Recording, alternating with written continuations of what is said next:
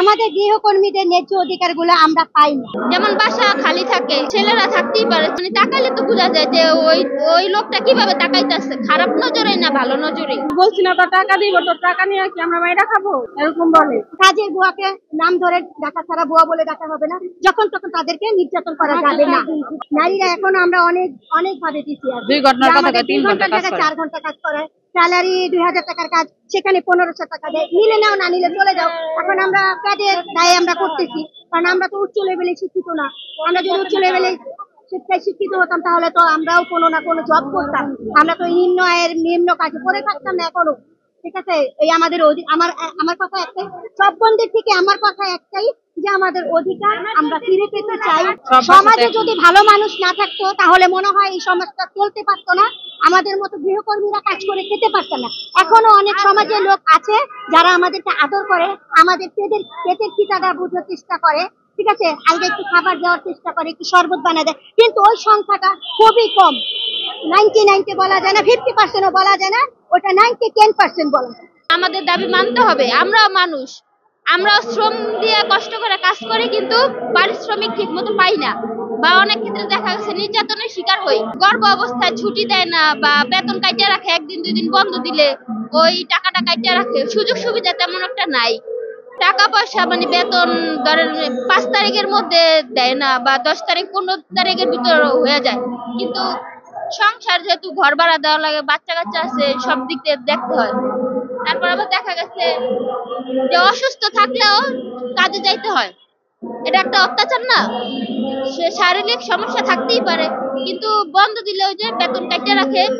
যেমন বাসা খালি থাকে, ছেলেরা থাকতেই পারে, ছেলে বা 30-35 বছরের ছেলেরাও থাকতে পারে। ও অনেক সময় এরকম হয়, মানে তাকাইলে তো বোঝা যায় যে ওই লোকটা কিভাবে তাকাইতেছে, খারাপ নজরে না ভালো নজরে। চোখ দেখলে বোঝা যায়, কিন্তু অনেক সময় এরকম শিকার হইতে হয়। আমি একজন গৃহকর্মী, ঠিক আছে, আমরা এখানে আমাদের যে অধিকার এবং মর্যাদার জন্য আমরা দাঁড়িয়েছি।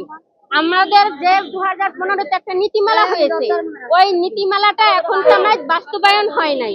আমরা চাই যে আমরা গৃহকর্মী, আমরাও মানুষ, আমাদের একটি স্বীকৃতি এবং শ্রম আইনে যেন আমাদের সেই মর্যাদাটা জানি দেওয়া হয়। ওয়াশরুম আমার ধোয়ার কথা না, আমি 3 কাজের কথা বলে গেছি, আমাকে ওয়াশরুম বাধ্যতা উনি, ওনার মেহমান আসবে, আজকে ধুয়ে দিতে হবে, আর আজকে আমার সময় নাই, আজকে আমার বাড়িতে একটা কাজ, কিন্তু উনি এই আমাকে মানে না, বাধ্যতামূলক আমার কাজটাকে ধরে রাখতে গেলে আমার কাজটা করতে হয়।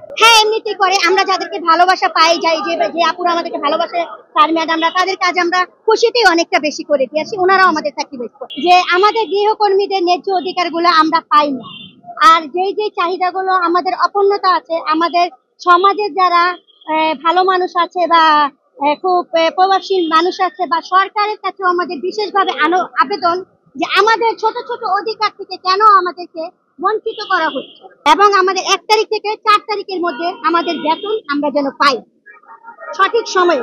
কাজ থেকে বরাদ্দ করতে হলে আমরা যেন নোটিশ পাই। নোটিশটা কিভাবে পাবো? সর্বোচ্চ 3 মাস আগে আমাদেরকে জানাতে হবে যে তোমরা বুয়া তোমাকে রাখবো না, বা কপি তোমাকে রাখবো না।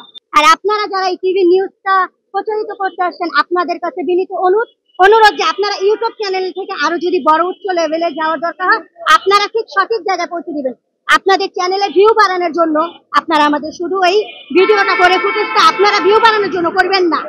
আপনাদের কাছে বিনীত অনুরোধ, আপনারা সঠিক জায়গায় পৌঁছে দিবেন, তবে হবে মানুষের কাজ। এটা আমরা আমাদের অধিকার ফিরে পেতে চাই, এবং কি ওই বাড়ির পুরুষ যদি খারাপ নজরে তাকায়, মহিলারা আমাদের কথা বিশ্বাস করে, তাদের হাজবেন্ড এবং তাদের ভাইয়ের কথা বিশ্বাস করে।